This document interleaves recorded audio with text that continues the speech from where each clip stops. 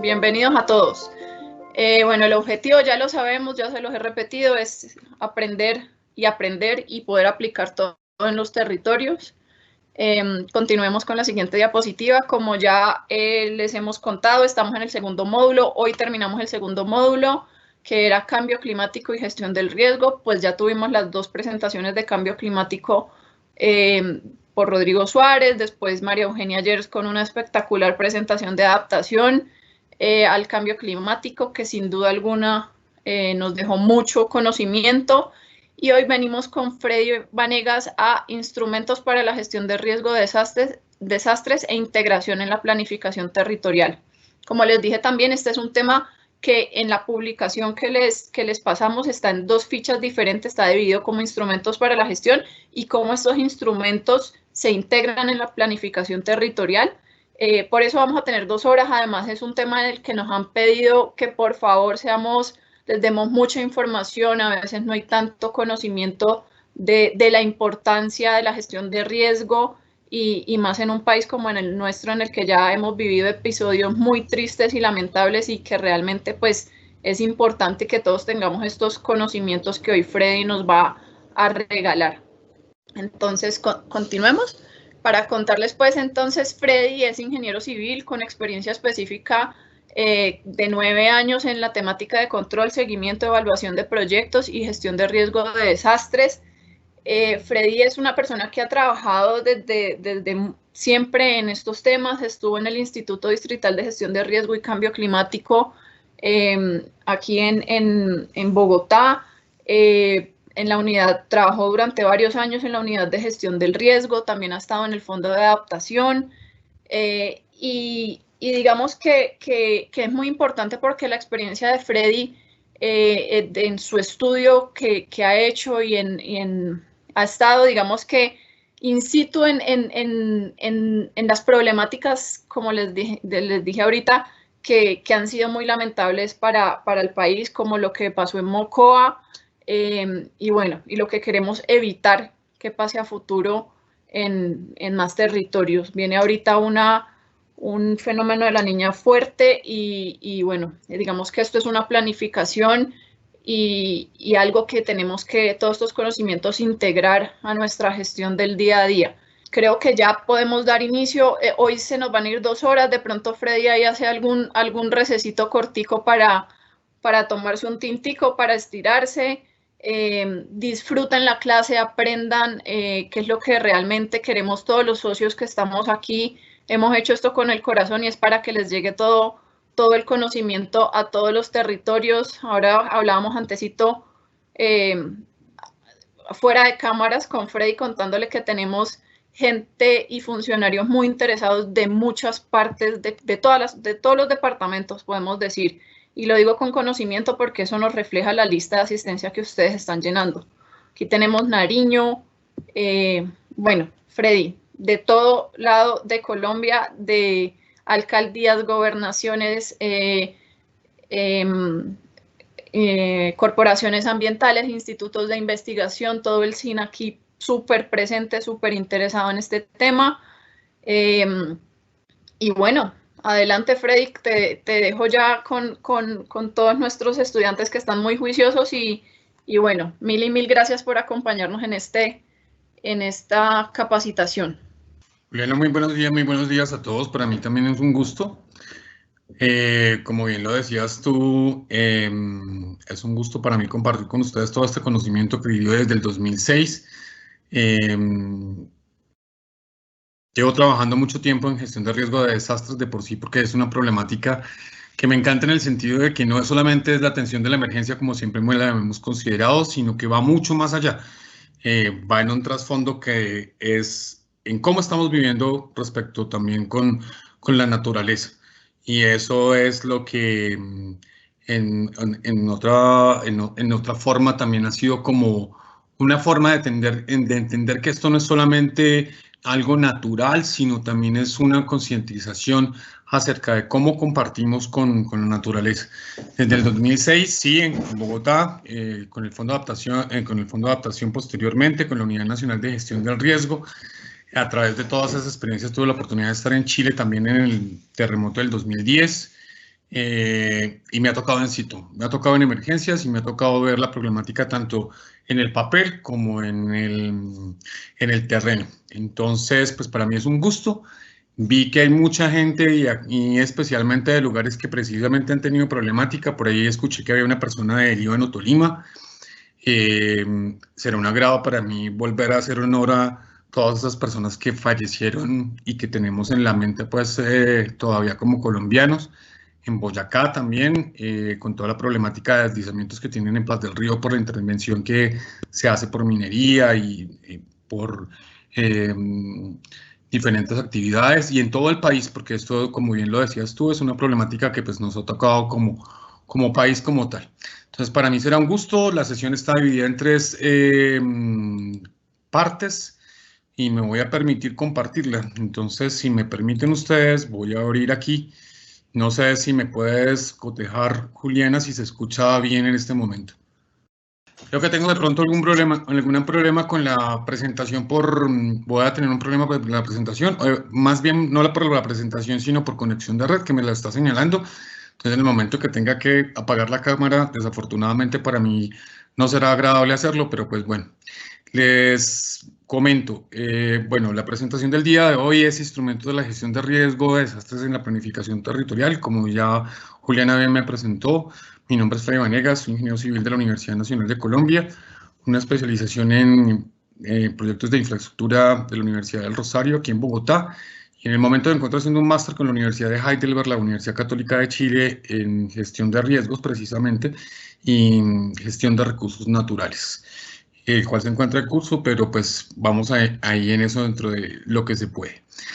El día de hoy vamos a tener un contenido de sesión que va a estar compuesto por tres partes. Entonces, la primera de ellas es el contexto de la gestión de riesgo de desastres desde un punto de vista general.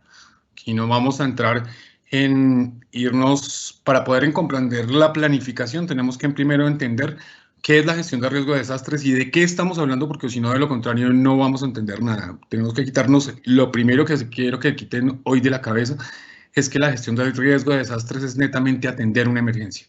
Eso no puede seguir dentro de la cabeza de las personas en el sentido de que ocurre un desastre y entonces vayamos a atender. No, el desastre se puede prevenir en muchas ocasiones, en otras no, porque es una condición netamente dada por la naturaleza, pero tenemos que quitarnos ese paradigma. La segunda parte es la gestión de riesgo de desastres a nivel mundial y Colombia. ¿Por qué se genera esto? ¿A raíz de qué o por qué estamos haciendo? ¿Y cuál es el papel de Colombia respecto a la gestión de riesgo de desastres y cuál ha sido su participación mundial? Para quien no lo sabe o para quienes no lo saben, Colombia es líder en gestión de riesgo de desastres. Irónicamente, por la explosión del volcán Nevado del Ruiz de 1985. Y una última parte que es ya la integración de la gestión del riesgo de desastres dentro de la planificación territorial. Teníamos pensado que dentro de las 2 horas que tenemos, dependiendo de la cantidad de tiempo que pues tengamos, vamos a hacer las 2 primeras partes y después hacemos un pequeño receso y venimos con la parte final.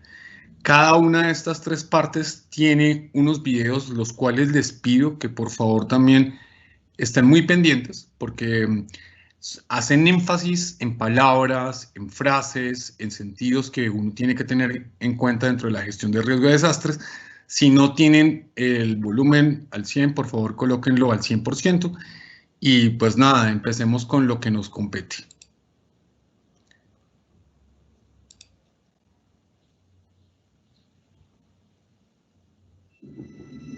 Algunos me llaman naturaleza.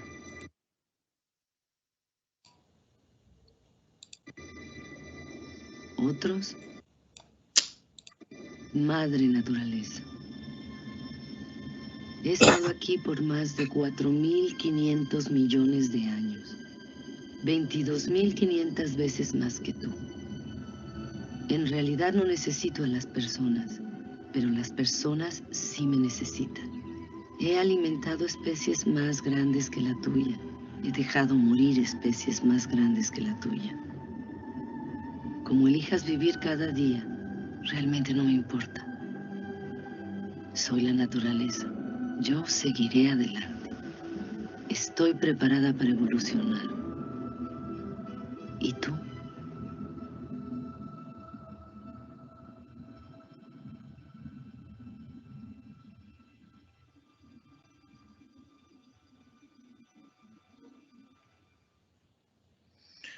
Bueno, esa primera concientización acerca de la naturaleza y nosotros nos quiere llevar en principio a que somos una parte muy pequeña dentro de todo este andamiaje y desarrollo de la naturaleza que ya podemos decir son más de 2.500, 5.000 años, 10.000 años, 10.000 millones de años.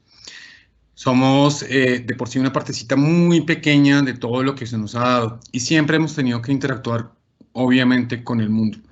Dentro de los inicios del Homo sapiens hasta la fecha, hemos creado civilizaciones desde Sumeria, pasando por Roma, pasando por América, el Renacimiento, la Revolución Francesa, la Revolución Industrial y hemos llegado hasta la Luna. Sin embargo, en esa interacción con el ambiente hemos tenido situaciones en las cuales hemos tenido situaciones que normalmente llamamos desastre. De esas situaciones de desastre, hay algunas que fueron narrativas y hay otras que fueron una realidad. Dentro de esas narrativas, muchos conocen el diluvio universal y obviamente las plagas de Egipto, pero también hay unas que son realidades como fueron las glaciaciones, Pompeya, en el Imperio Romano, pues que era la máxima expresión, las hambrunas y la peste negra. De esas dos tengo que decir que en los años 1300 mueren aproximadamente 200 millones de personas, para quienes están en este momento pensando obviamente en el COVID. Para esa época obviamente las condiciones de salubridad eran completamente distintas. La viruela en América, parte de toda la extinción de la, por decirlo así, extinción, perdón, de toda la civilización indígena que existe acá se generó por la viruela que trajeron los españoles. Se aproxima que más o menos fue el potencial que destruyó a la población indígena en América, ni siquiera fueron las mismas guerras. Terremotos, todos los que quieran. El tsunami de Lisboa es uno icónico porque fue un tsunami, es un terremoto, ocurre en el mar, llega el tsunami a Lisboa, en la costa, y genera incendios, destruye casi toda la ciudad. La erupción de Krakatoa es la erupción más grande que se ha presentado en el mundo. Fueron 23.000 veces más potencia que la bomba de Hiroshima. Y tenemos el siglo XX. Pero en el siglo XX, ¿qué ha pasado? En el siglo XX hemos tenido un incremento, permítanme un momento por favor, de los desastres. Y el asunto es que cada vez que hay un desastre, hay mayores personas implicadas o resulta ser que los desastres son mayores. ¿Pero por qué son mayores? Y primer hito que tenemos que quitarnos de la cabeza es que nosotros estamos midiendo los desastres desde hace muy poco. La escala de Richter, que normalmente es la que utilizamos para hacer la medición de la cantidad de energía que genera un sismo, no es de hace muchos años ni hace varios siglos, sino estamos hablando de que fue hace 2 siglos. Y el mayor terremoto registrado, lo tienen acá en la presentación, es el de Valdivia 9.5. ¿Qué quiere decir eso? ¿Que muy posiblemente podamos tener un terremoto mayor? Sí, mucho mayor. Sin embargo, el asunto va más allá de eso, y es que desde el año 1900 hasta el 2019, el número de desastres, considerados así, se ha ido incrementando, y esto es por 2 razones. Uno, obvia, y es por el aumento de la población, y el otro es por el incremento de las interacciones que tenemos con la Tierra. Entonces tenemos que tener eso en cuenta como consideración general. Quiero resaltar que hay eventos de desastre que obviamente uno no se espera, como el terremoto de México, que ocurrió más o menos aproximadamente a unos 270 kilómetros de la Ciudad de México. Ocurre el sismo y México se ve colapsado. La destrucción de Armero, que a pesar de ser anunciada, por decirlo así, comillas, destruye como toda una población. El terremoto de Haití, donde tenemos 1 millón de personas afectadas en una nación completamente pobre, y a hoy que lo estamos viviendo, una situación de COVID. Entonces, esto es una realidad, esto es algo que vamos a tener todos los santos días y que vamos a seguir interactuando, pero el asunto es qué podemos hacer. Y aquí respecto a eso, entonces,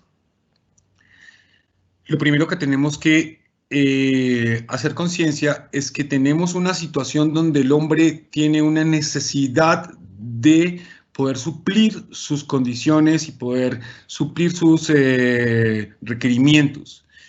¿Por qué? Porque el hombre como tal es vulnerable. Yo no puedo vivir sin agua, no puedo vivir sin alimentación, no puedo vivir sin vivienda, necesito un trabajo, necesito interactuar. Pero el asunto es que muchas veces nos vamos más allá de lo que deberíamos y sobreexplotamos el sistema.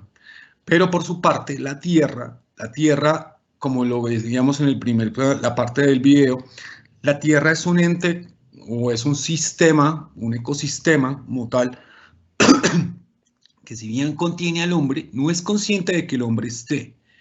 Y de por sí no se da piada del hombre en el sentido de que tenga que hacer sus propios dinamismos. O sea, como ya lo dijimos, Krakatoa es 23.000 veces más grande que la bomba de Hiroshima en Nagasaki. Entonces, ¿a quién en la cabeza se le ocurre hacer una bomba que tenga 23.000 veces más energía que lo que pudo haber sido Hiroshima? Lo mismo el terremoto de Valdivia, 9.5 en la escala de Richter. Eso no está pensado dentro de las personas. Entonces, siempre, como tal, la Tierra, por su parte, dentro de sus fenómenos, va a generarnos una especie de amenaza. Cuando usted sale a la calle y está lloviendo, ¿lo puede coger una gripa? Sí. Cuando usted sale a la calle y le cae un rayo encima, pues puede ser porque de pronto se ubicó en una zona donde no debería, que era un árbol, pero puede generarle una amenaza.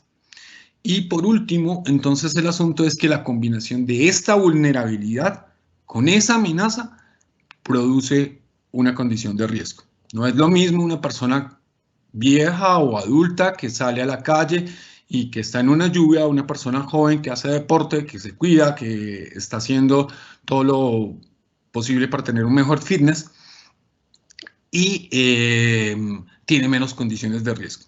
Entonces aquí dos aspectos que tenemos que tener en cuenta. Vulnerabilidad, amenaza. Conjuntos me generan el riesgo. ¿Y qué es la vulnerabilidad? Aquí voy a citar de primera mano la Ley 1523 del 2012. La vulnerabilidad se refiere a la susceptibilidad, y voy a leer literalmente, qué pena con ustedes, susceptibilidad o fragilidad física, económica, social, ambiental o institucional que tiene una comunidad de ser afectada o de sufrir efectos adversos en caso de que un evento físico peligroso se presente. Corresponde a la predisposición a sufrir pérdidas o daños de los seres humanos y a sus medios de subsistencia, así como sus sistemas físicos, sociales, económicos y de apoyo que pueden ser afectados por eventos físicos peligrosos. En ese orden de ideas, cuando estamos hablando de vulnerabilidad, tenemos que ser conscientes de que la vulnerabilidad no es igual para todas las personas.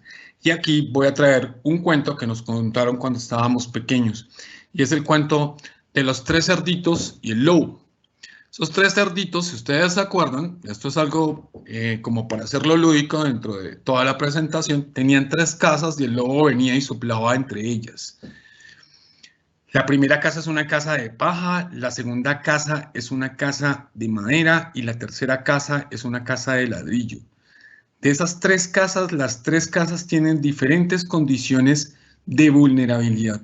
La más vulnerable de ellas ante una condición, por ejemplo, de vientos, como era la que producía el lobo, entonces era la casa de paja. La menos vulnerable es la casa de ladrillo. Dentro de ese orden de ideas, entonces podemos decir, la amenaza era el lobo, las condiciones que tenemos que primero ver cuáles eran los tipos de vulnerabilidades de los 3 cerditos. Entonces hay diferentes tipos de vulnerabilidad. Una natural, que es de la que estábamos refiriendo acerca de las condiciones propias de los humanos. Otra física, respecto a dónde me localizo, en dónde me estoy poniendo dentro del espacio. No es lo mismo estar en un andén que estar sobre la avenida. Social, en relación a condiciones de cohesión social, en donde yo me muevo en ambientes que son más seguros o menos seguros. Económica, Me refiero a las condiciones, obviamente, de recursos económicos que tenemos. Técnica, volvemos otra vez al caso de los cerditos. El que construyó la casa con sus condiciones de ladrillo pudo haber sido más técnico para construirla, mientras que el que la construyó con paja no fue tan técnico para construirla o no tenía los conocimientos para hacerlo. Eso lo podemos ver en las realidades colombianas. Bogotá, Cartagena, en Boyacá, en cualquier lugar vemos que se hicieron unas construcciones muy bien y otras construcciones no tan bien. Ecológica, identificada en los ecosistemas frente a efectos directos o indirectos del clima, como el cambio climático, que ya me escuché que lo dijeron ayer. Ideológica, relacionada con el pensamiento, y aquí tenemos que tener en cuenta una cosa, y con todo el respeto obviamente de los que se lo merecen, es que a veces pensamos que los desastres son producidos por obra de Dios, y muy posiblemente no sea así. Cultural, relacionada con la idiosincrasia, referido en el sentido a que eso no me va a pasar nada. Tengan pendiente eso. Es lo que le dicen a uno las mamás, cuídese por favor. Sí, también es la misma historia respecto al cuidado que uno tiene que tener, pero muchas veces uno dice, hagámosle que eso no pasa nada.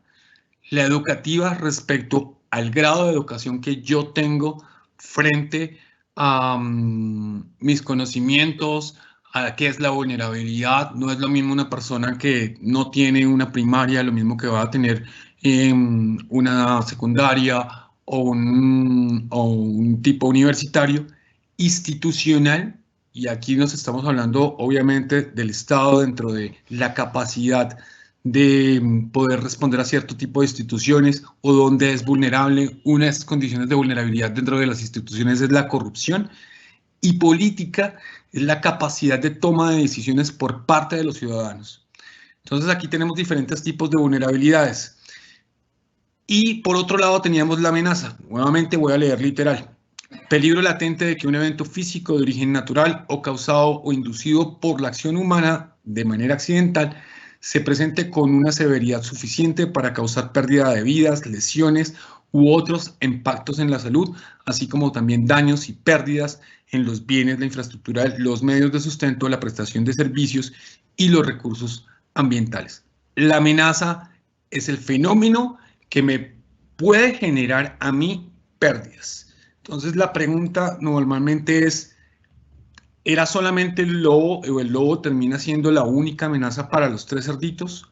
No. Si hacemos la analogía, el lobo es la tierra, la amenaza es el viento y los tres cerditos somos nosotros en las diferentes condiciones. Si el lobo hubiera mordido a los tres cerditos y les transmite la rabia, ¿cuál era la amenaza? La amenaza era la rabia, como un virus, mientras los tres cerditos seguían siendo los individuos y él seguía siendo la tierra. Entonces, tenemos que tener en cuenta que la amenaza surge de una gran cantidad de diferentes fuentes ecológicas, geológicas, meteorológicas, hidrológicas, oceánicas, bueno, y las últimas de tipo antrópico. Si quisiéramos hacer una clasificación de esos tipos de amenaza, entonces tenemos que empezar a pensar en tres contextos. El primero, el natural, el segundo, el socionatural, y el tercero, un antrópico. El natural se refiere a las condiciones cuando son de origen de la Tierra, y ahí estamos hablando de amenaza biológica. Entonces, COVID-19 sí podríamos decir que de pronto puede ser, pero el que más normalmente amenaza biológica nacida desde la Tierra fue la peste negra, la viruela. Movimientos en masa naturales, gramalote, ejemplo. Gramalote es un deslizamiento que fue completamente natural. Amenaza volcánica, el Nevado del Ruiz. Erosión costera, ciclones tropicales, huracanes, inundación, granizadas, plagas, heladas, sequías, sismos temporales, tsunamis, vendavales e incendios naturales. Incendios naturales, cuidado con esta afirmación, y es, si yo tengo una explosión de un volcán y las cenizas se esparcen, normalmente esas cenizas pueden llegar a ir a cultivos, a bosques, y ahí se van a generar incendios de tipo natural. Entonces, todas esas naturales son las que se refieren a fenómenos generados por la naturaleza. Los tipos de fenómenos socionaturales relacionados a la intervención humana en los ecosistemas. Y son avenidas torrenciales. Avenidas torrenciales como por ejemplo, ¿cuál? Mocoa. Por ejemplo, inundaciones, las que se presentan normalmente en las ciudades. Los llamados, se me olvida, en Barranquilla, recuerdo los rápidos, pero no los que se vienen de una vez y que nadie los espera, esos. Epidemias, sí, producidas, por ejemplo, por virus que nosotros generamos. Incendios forestales, sí, cuando vamos al campo y dejamos un vidrio y se prende todo el bosque, la misma historia.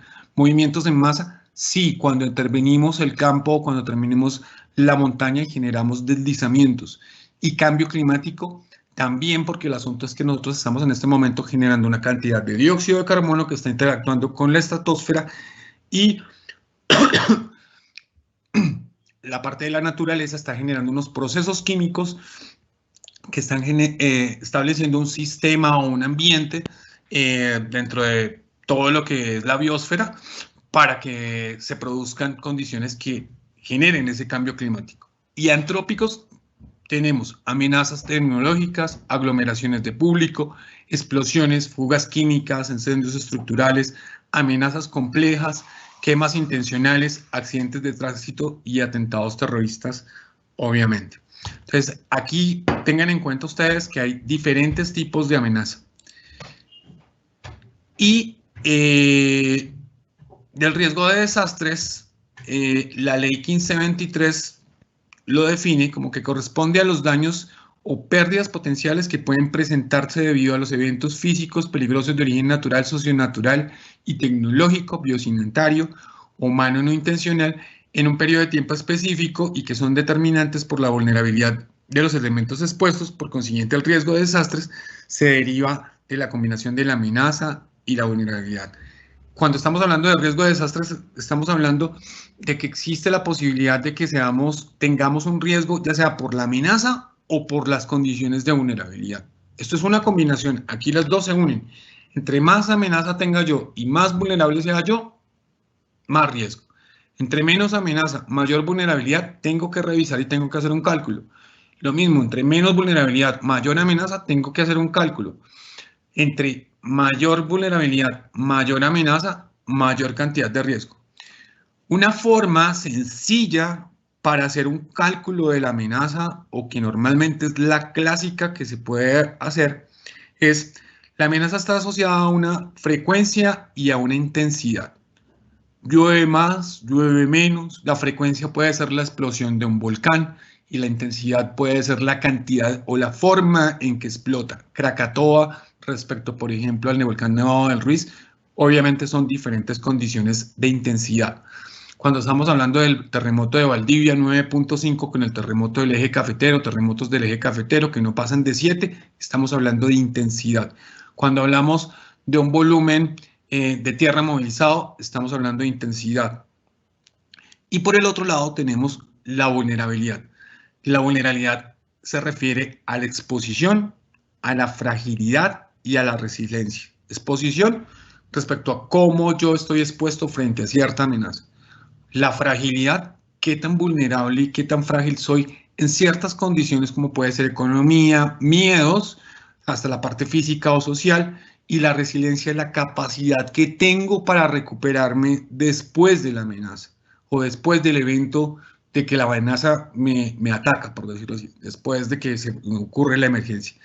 Entonces, lo primero que yo tengo que hacer es determinar una amenaza. Esa amenaza la puedo determinar en 3 categorías que se encuentran ahí a su mano izquierda y tengo que hacer una vulnerabilidad. Entonces, supongamos que yo tengo una vulnerabilidad media y tengo una amenaza alta. Entonces, yo me vengo acá y me digo, tengo un riesgo alto. Una vulnerabilidad baja con una amenaza baja, un riesgo bajo. Y una vulnerabilidad alta con una amenaza alta, un riesgo alto. Aquí les voy a recomendar, y el Departamento Nacional de Planeación sacó unos índices de gestión de riesgo y de riesgo que se encuentran en la página de DNP, que son de consulta para cada uno de los municipios. Si bien es una estimación que está fundamentada de los cálculos que hizo DNP, es un buen parámetro para empezar a identificar en qué condición de riesgo me encuentro como municipio? Primera tarea para ustedes dentro de todas las tareas que vienen de gestión de riesgo de desastres. Entonces, haciendo como un ejercicio de aplicación, vamos a hacer un pequeño análisis aquí. Quiero que lo hagan ustedes, a pesar de que yo lo voy a presentar. Y en el siguiente video, identifiquen tipos de amenaza, tipos de vulnerabilidad y tratan de establecer un nivel de riesgo. ¿Listo?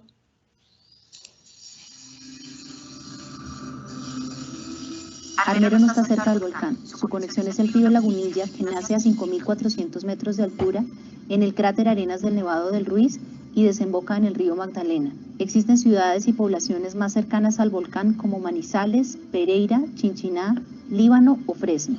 Armero era una próspera ciudad de 350 metros de altitud en el Valle del Magdalena. Con 50.000 habitantes, era el centro de una rica región agroindustrial. Algodón, sorgo, arroz, producción ganadera y contaba hasta con un serpentario de investigaciones científicas. En 1985 ya había estrenado 3 edificios de 5 pisos, entre ellos las oficinas de Rápido Tolima. Un año antes de la erupción del 13 de noviembre, una pequeña explosión expulsó una gigante roca que taponó el cauce alto del río y formó una represa. Varios medios alertaron sobre los riesgos de una avalancha al estar el agua represada. La erupción del 13 de noviembre de 1985 hace que el casquete de hielo del Nevado del Ruiz se derrita, se mezcle con lava y rocas y se deslice por los ríos que nacen allí, Gualí, Chinchiná y la mayoría por el Lagunilla. La presión hace que se rompa la roca gigante y forme una avalancha de 45 metros de altura de lodo, rocas, árboles y casas que se llevan el camino. Sigue río abajo hasta explotar, donde el río deja de estar encañonado, es decir, Armero.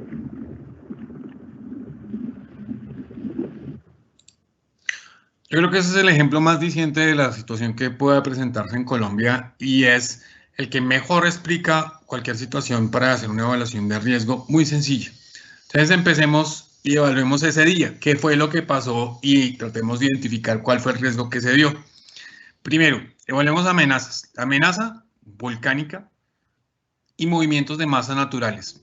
Todo ese flujo torrencial que llegó a Armero es la amenaza.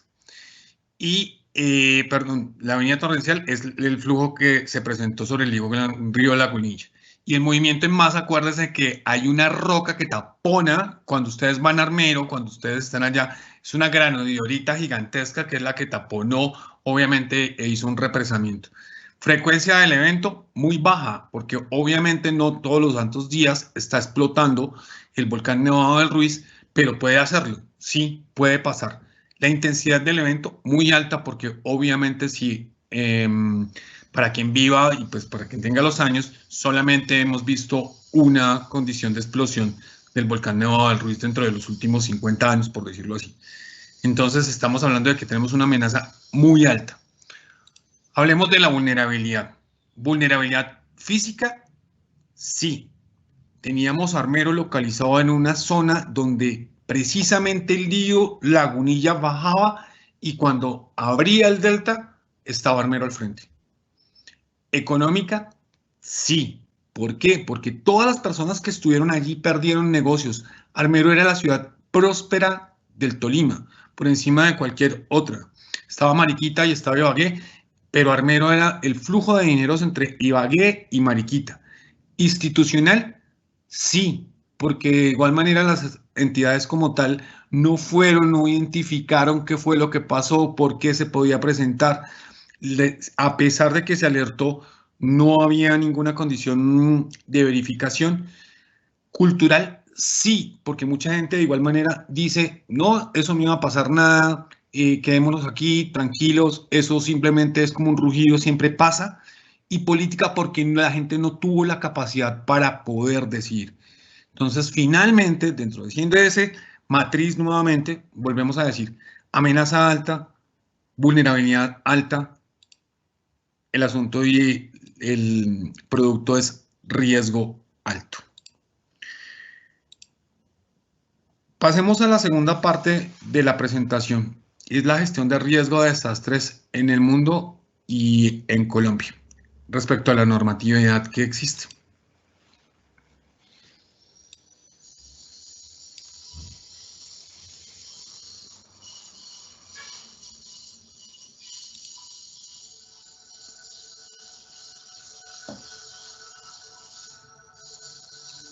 the 2004 Indian Ocean tsunami. I happened to be working and living in Bangkok at the time.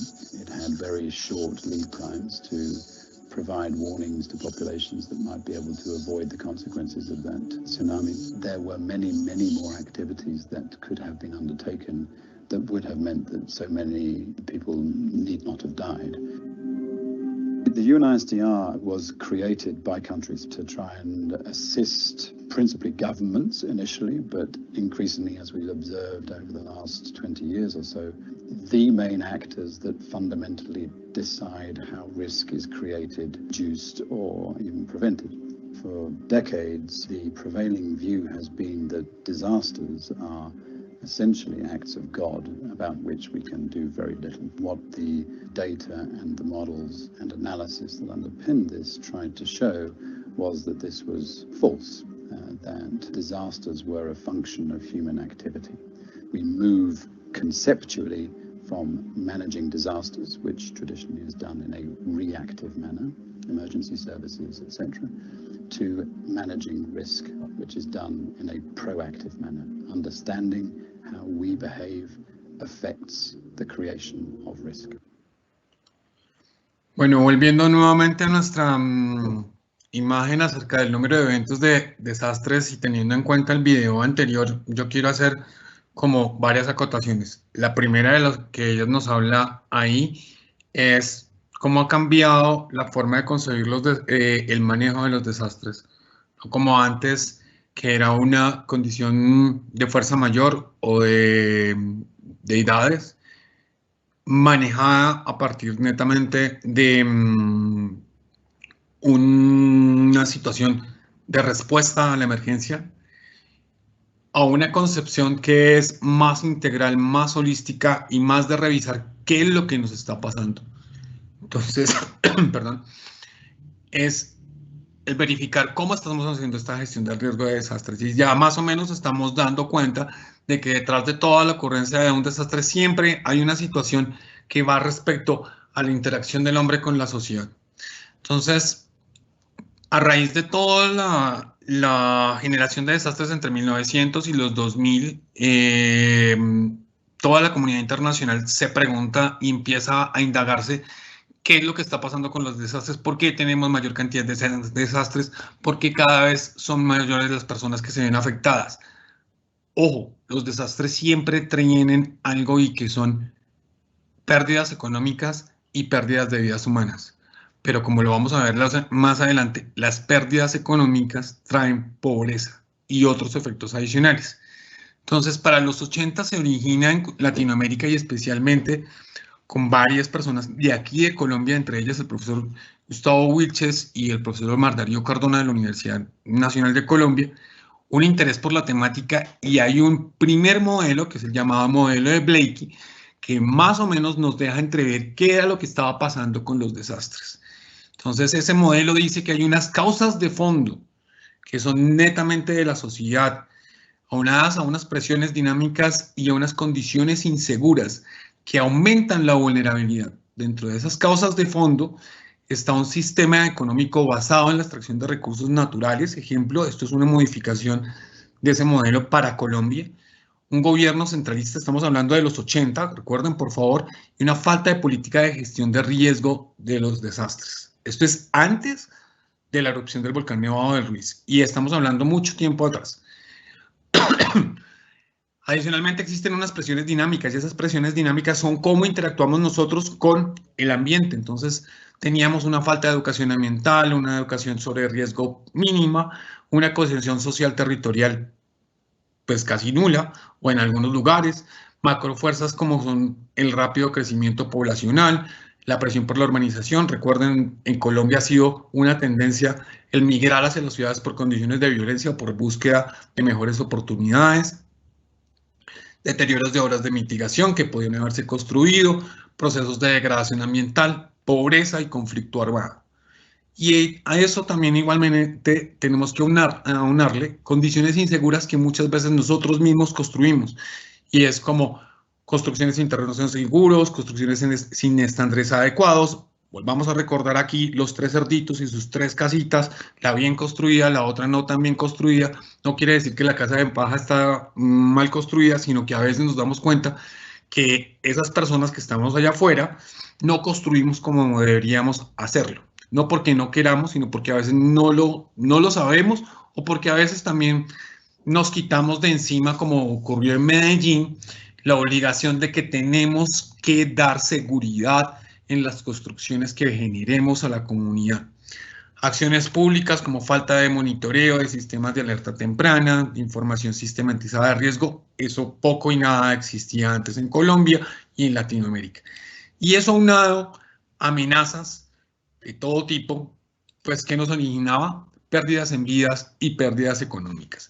Esta es la forma en que tenemos que entender los desastres. Los desastres no son una situación de fuerza mayor ni es una situación de la naturaleza. Es una combinación en interacciones humanas relacionadas con su vulnerabilidad, que son producto de causas de fondo, de presiones dinámicas, de condiciones inseguras, con unas amenazas que obviamente aumentan o reducen en la medida en que yo esté más o menos protegido las condiciones de riesgo. Entonces, en ese orden de ideas, y volviendo otra vez al caso de Colombia, aquí les traigo más o menos la narrativa entre 1975 y el 2015, que es la parte más central de la gestión de riesgo de desastres en Colombia. Siéntanse orgullosos, Colombia es líder y fue quien generó la política de gestión de riesgo de desastres en Colombia, que después influenció los marcos internacionales de gestión de riesgo de desastres. Y todo eso es producto de personas que estuvieron entre los años 70 y los años 80 trabajando en la gestión de riesgo de desastres. Para quienes recuerdan, el terremoto de Tumaco, el terremoto de Popayán, la explosión de Armero y los fenómenos que se presentaron en el eje cafetero, toda esa es la parte central de la interacción y del estudio en gestión de riesgo de desastres que se le ofreció de Colombia para el mundo, por decirlo así, con el eslogan del asunto.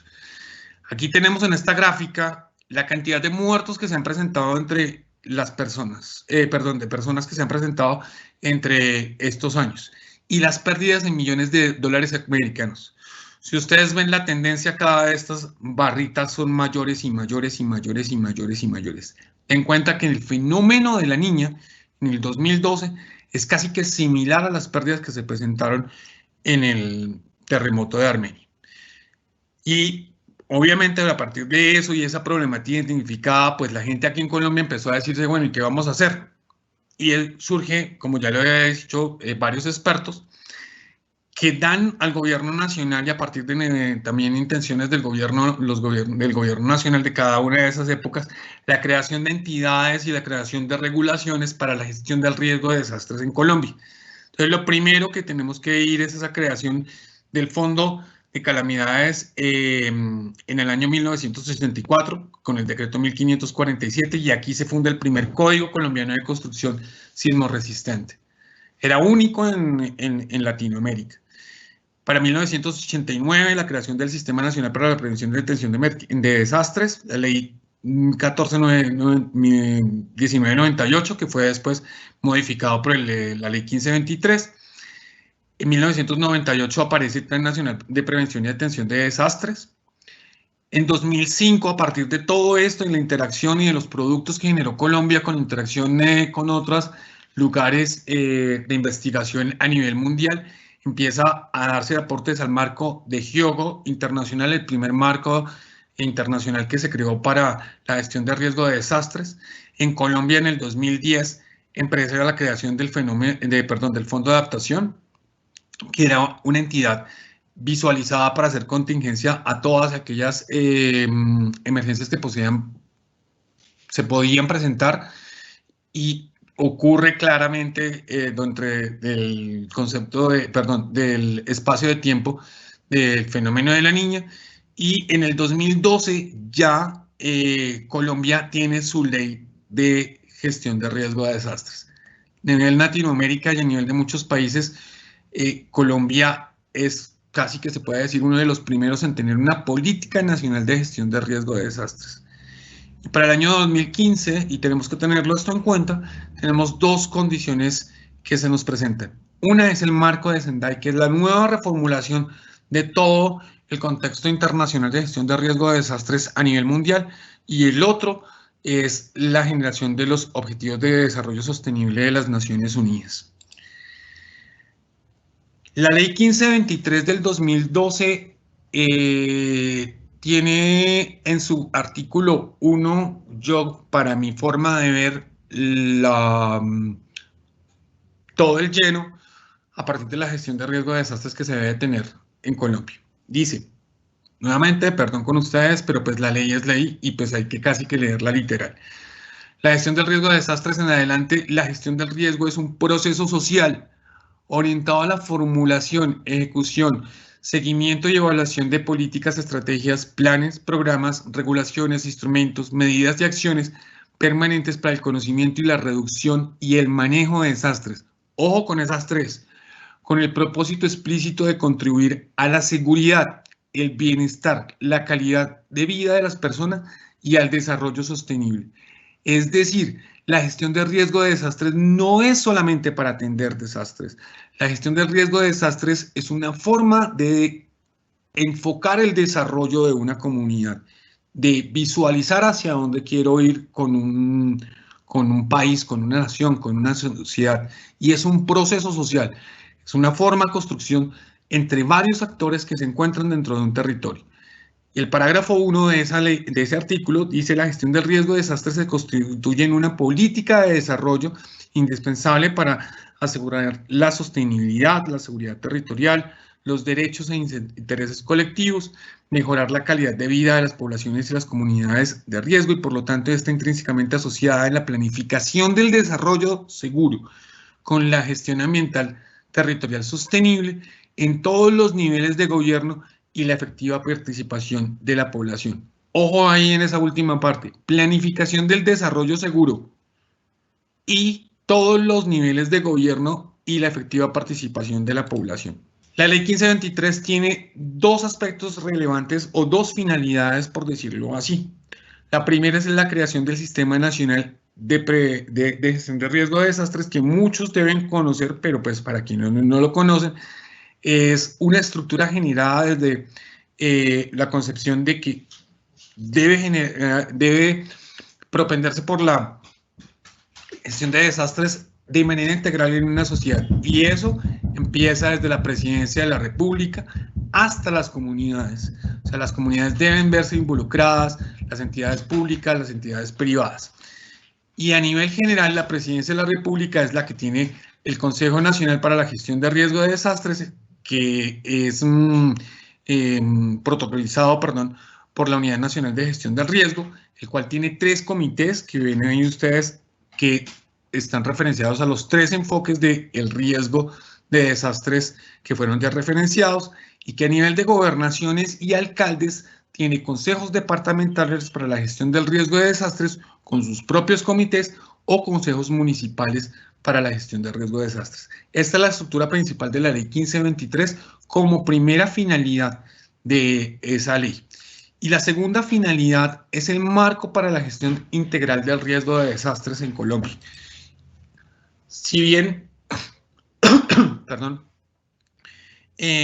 habíamos referido que cómo entender los desastres y para dónde entender los riesgos y para dónde entender las amenazas, entonces el cuento es que tenemos que generar una gestión integral del riesgo de desastres que tiene como objetivo ofrecer la protección a la población, mejorar la seguridad y el bienestar de la calidad y contribuir al desarrollo sostenible. ¿Y eso cómo lo hacemos? A través de 3 procesos. El primero es el conocimiento del riesgo. El segundo es la reducción del riesgo y el manejo de desastres. Conocimiento del riesgo. ¿Dónde están las amenazas? Y dónde y cómo son mis vulnerabilidades. La reducción del riesgo. ¿Me retiro de la amenaza o reduzco mi vulnerabilidad? No voy a salir, pues, mejor dicho, sin bufanda, sabiendo que puede estar haciendo una lluvia, o si tengo gripa, o si no salgo con el tapabocas en este momento. Y el manejo de desastre. Si usted tiene COVID, o si digamos, por ejemplo, si tiene COVID, o si tuvo COVID, perdón, obviamente con las personas que hayan podido tener alguna persona así, manténgase en su casa, no genere mayor riesgo para los demás y maneje la emergencia. Podríamos resumirlo dentro de esa situación. Y cada uno de estos procesos tiene un conjunto de subprocesos. Para los de conocimiento de riesgo está la identificación y caracterización de los escenarios de riesgo, análisis de riesgo, monitoreo y seguimiento del riesgo. No vamos a entrar en mucho detalle aquí sobre estos. Comunicación del riesgo. Y dentro de la reducción del riesgo está la intervención correctiva, prospectiva y la protección financiera. El manejo de desastres, preparación para la respuesta, preparación para la recuperación, ejecución de la respuesta y ejecución de la recuperación. Y aquí se desvela lo que les dije a ustedes nuevamente desde el principio. Esto no es solamente una situación de manejo de desastres. Esto es analizar el riesgo desde dos condiciones, la amenaza, la vulnerabilidad, y reducirla, cualquiera de las dos, ya sea la amenaza o la vulnerabilidad. A veces no se puede reducir la amenaza natural, obviamente, pero sí puedo reducir la vulnerabilidad. Y ese marco de gestión integral del riesgo, ¿qué me ofrece?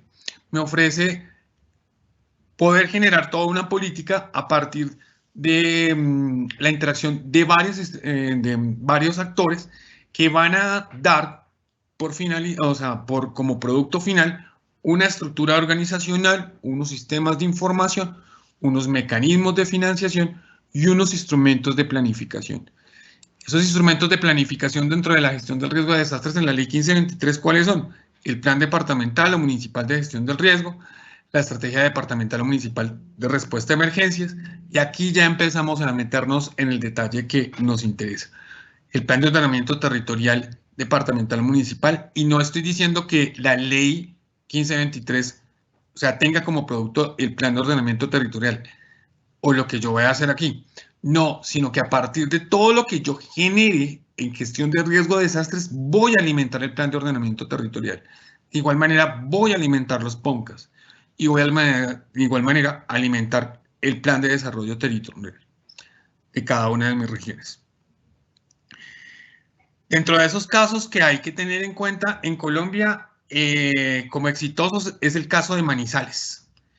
Entonces, Manizales está ubicada cerca del volcán Nevado del Ruiz. Si hay alguien de Manizales aquí, saludos pues a todos ellos. Y el profesor Martaño Cardona está por acá, con el respeto de él. Voy a mostrar alguna de sus fotografías. Y está fundada en una zona completamente sísmica, donde empezaron a construirse en los años 1800 aproximadamente estructuras que tenían guadua porque las otras eran demasiado pesadas para poder contrarrestar los sismos, en un sistema que se llamó temblorero. Sin embargo, el asunto fue que cuando yo estaba empezando a construir en estos sistemas de guadua, la ciudad fue propensa a incendios. Entonces, miren cómo vamos creando poco a poco unas condiciones también de riesgo general asociado. Como Manizales, y para quienes no lo conocen, Manizales es quebrado como cualquier zona de alta montaña en Bogotá, en Colombia, perdón, Bogotá también, pero Manizales mucho más. Se empiezan a hacer rellenos hidráulicos a la parte baja de cada una de las montañas. Como ya no tenían forma de expandirse, como era muy difícil cortar obviamente la montaña, ¿qué empezaron a hacer? En la parte baja de la montaña, empezar a rellenar. Es decir, empieza a construir rellenos para poder ir colocando ahí casas allí. Y esos rellenos se acumularon a los deslizamientos naturales que ya existían dentro de la zona. Entonces Manizales en 1980 llega a una condición donde ya no se sabía si el deslizamiento había sido de orden natural o había sido inducido por alguna intervención anteriormente de tipo antrópica. Y en los años 60, a causa de los terremotos y incendios, empieza a generarse en Manizales la construcción en concreto reforzado. La Catedral de Manizales es la primera estructura en Colombia que fue construida en concreto. Adicionalmente, se vuelven expertos también en ingeniería sísmica, pero Manizales, obviamente por las condiciones que ya conocemos, empieza a sufrir de todas lo que sufren las ciudades, y es la migración de las poblaciones, con una expansión de la ciudad que tiene uso de rellenos y versiones artesanales del sistema temblorero. Es decir, volvemos otra vez al punto de los cerditos. es el cerdito que no sabe cómo construir y que la construye como puede, pues no tiene todo el conocimiento para poder identificar cuáles son las posibles amenazas que puede estar enfrentando. Y a partir de esto, de los deslizamientos, empieza a generarse una interacción entre la Universidad Nacional de Colombia y la Corporación Autónoma de Caldas, que en esa época tenía un nombre, RIMSA, creo que era, o RAMSA, no me acuerdo, perdón, disculpen ustedes, en generar un enfoque de estabilización de taludes en la ciudad de Manizales. Eso aunado a que entre 1970 y los años 85, obviamente incluyendo, estamos hablando de todos los sismos de los 70 que afectaron a Manizales, la catedral, una parte de sus cúpulas también cayó, el volcán Nevado del Ruiz, empiezan a crear una entidad acerca de que la ciudad de Manizales como tal necesitaba generar una percepción integral del riesgo. Ojo, aquí, y esto también llévenselo como punto adicional, en una gestión integral del riesgo necesitamos 3 actores importantes: entidades, academia y comunidad. Ojo con eso. Siempre que vayamos a hacer gestión de riesgo de desastres, siempre que vayamos a hacer cualquier proceso que tenga que ver con gestión de riesgo, esos 3. ¿Por qué la comunidad? Porque cuando usted simplemente se va desde las entidades, manda a hacer los estudios y los estudios no tienen bajo ninguna condición socialización con las personas, no hay nada que hacer. Se puede generar un desastre más, muchas veces. Entonces, esos 3 elementos son completamente considerables. El producto final de eso es lo que ustedes ven acá, en los 3 componentes de conocimiento del riesgo, la reducción del riesgo y el manejo de desastres. Entonces, para cada uno de esos procesos, y entre los años 80 hasta, perdón, desde los 70 hasta los 80, Manizales se formó en un clúster, por decirlo así, que empieza a generar o empieza a producir elementos que le permiten dentro de su sistema municipal identificar riesgos, identificar y hacer evaluaciones del riesgo en su territorio, comunicar el riesgo, identificar medidas de reducción del riesgo, como dónde tengo que hacer deslizamiento, dónde están los deslizamientos y dónde tengo que hacer obras de estabilización, dónde tengo que hacer reforzamiento de estructuras, qué mantenimientos tengo que hacer, dónde me tengo que proteger financieramente. Porque cuando viene un desastre, lo primero que yo tengo que hacer es proteger la economía, porque después de un desastre lo primero que viene es pobreza, hay que decirlo. Y la protección de bienes públicos, porque obviamente si yo no tengo ni hospitales, ni tengo los elementos que me puedan generar la reducción de esa vulnerabilidad institucional, nada, no vamos a tener respuesta, ni vamos a tener después de la respuesta el postdesastre o la recuperación. Y por último, ya en el manejo de desastres está la preparación a la respuesta institucional o la restitución esencial como sistemas de alerta temprana y la rehabilitación y recuperación. Para quien quiera leer sobre gestión de riesgo de desastres exitosa en Colombia, Manizales. Para quienes estén en la ciudad de Manizales y para quienes estén cercanos a Manizales, de igual manera, para quien quiera contactarse, Manizales y el IDEA de la Universidad Nacional de Manizales son piezas fundamentales también dentro de la gestión de riesgo de desastres en Colombia. Bueno, volviendo otra vez por aquí, y si alguien me puede confirmar si ve la presentación y al mismo tiempo me escucha bien, podríamos empezar. Sí, perfecto. Presentación y sonido muy bien. Ok, mil gracias, Juliana. Después de ese pequeño reservo, creo que pudimos hacer conciencia acerca de la gestión de riesgo de desastres. Y pues son las 10 y 17, voy a tratar de estar sobre la hora y darnos un tiempito, así que por favor, mucha atención con lo que viene. Voy a tratar de ser muy sucinto en las siguientes diapositivas y voy a darles por ahí unos tips para que podamos empezar ya con la gestión de riesgo de desastres. Entonces vamos con un primer video adicional, como siempre, dentro del primer inicio, y después ya nos metemos de fondo.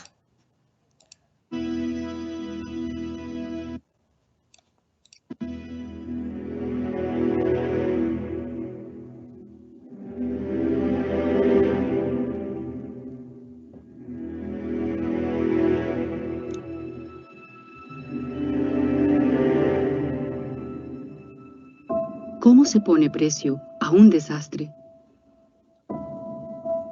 Las cifras producen vértigo. Pero los costos reales están subestimados según un nuevo informe de la Oficina de las Naciones Unidas para la Reducción del Riesgo de Desastres. El informe de evaluación global del 2013 estima las pérdidas directas por desastres en este siglo en 2.5 billones de dólares. La cantidad no incluye las pérdidas indirectas derivadas de la pérdida de sueldos, el cierre de escuelas, las vidas afectadas, la pobreza y el desempleo. El informe bianual advierte a las zonas propensas a sufrir desastres que se preparen para las enormes pérdidas que se avecinan. There is good news, which is less people dying. There is also bad news, and the bad news is the economic losses are going through the roof. We've just got more and more property, people, assets, infrastructure in hazard-prone locations. We need to redefine how risk is measured and understood in a global economy, and at the same time understand that undermining natural wealth or the natural disasters that do come along is also connected to financial instability. Los países más ricos podrán capear las pérdidas de cientos de miles de millones de dólares causadas por terremotos, tsunamis y ciclones. No será así para las economías más modestas.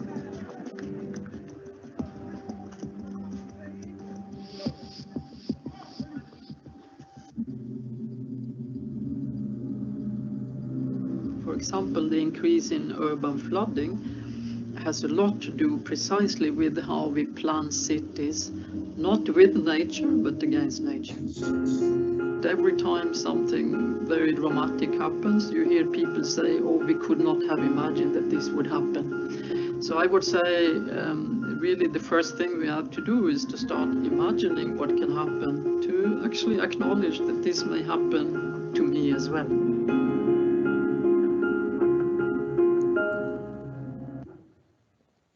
Bueno, de ese video, palabras esenciales: planificación, desastres no previstos y pérdidas económicas que traen, obviamente, problemáticas sociales. Volvemos otra vez a nuestra gráfica de los años 1900 y 2020. ¿Para qué? Para decirles algo muy esencial y sencillo. Cada vez que nosotros tenemos desastres, el desarrollo se viene a pique. Es decir, cada vez que tenemos una situación, digamos, por ejemplo, de un desastre cualquiera, la economía pierde, se cae. O sea, no vamos a tener la misma capacidad de respuesta. Vayan y miren, digamos, por ejemplo, en Mocoa lo que sucedió o que ocurre en cualquier parte del país. Lo primero que hay son pérdidas económicas, la gente tratando de sobrevivir nuevamente y de salir de esas situaciones. Entonces, la investigación como tal da cuenta de que los desastres como tal lo que propenden o por lo que, mejor dicho, casi que terminan incentivando es no desarrollo. Sobre eso, entonces, tenemos que pensar que cada vez que hay un desastre, estamos generando, por decirlo así, pobreza, desigualdad, segregación, violencia, insostenibilidad, degradación, pérdida de valor productivo, fragmentación y descontento. ¿Y por qué estamos generando? Porque recuerden que esa parte de la gestión del riesgo de desastres, hay una parte que es la vulnerabilidad. Y esa vulnerabilidad nos compete tanto a nosotros como individuos como instituciones.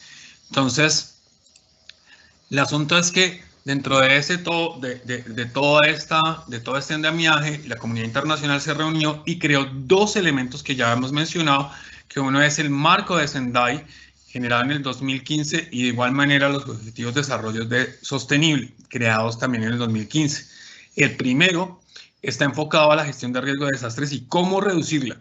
El segundo está enfocado en generar un desarrollo sostenible sobre el territorio, enfocándose en reducir problemáticas o generar manejo de problemáticas que tenemos a nivel global. Entonces, el marco de Sendai para la gestión de riesgo de desastres enmarca 4 prioridades y un conjunto de 7 indicadores.